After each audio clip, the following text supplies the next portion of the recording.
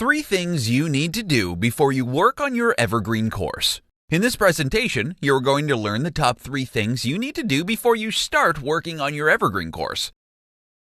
Number 1. Identify the pain points you want to address in your course.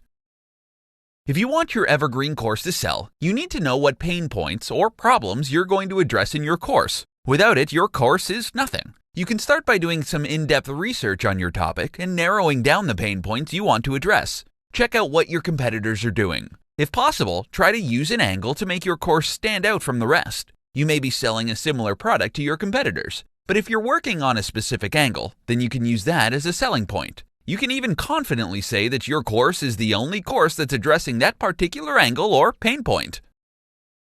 Number 2. Identify your audience. Knowing your audience is important for your course's success. It can literally make or break your course. For instance, if you're targeting people who are trying to stop smoking, then you can narrow down your audience by reading up on the latest research on smoker demographics. If your course is specifically targeted to women smokers, then make sure your course accurately targets them. The narrower your course's focus or scope, the better you can address your audience's pain points. If you're targeting a broader group of people, chances are some details in your course may not be a fit for a certain percentage of your audience. Identifying the right audience is a must, so you can tailor-make your course especially for this group. Number 3. Identify the best course format for your audience.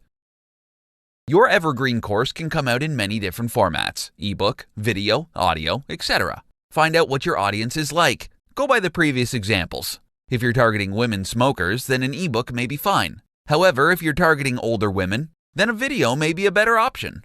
Alternatively, you can also consider using different types of media and packaging it into your course so that your audience can pick and choose the media they want to consume. This means that those who like to read can simply read your course ebook, and those who dislike reading can either watch your video or listen to your audio recording.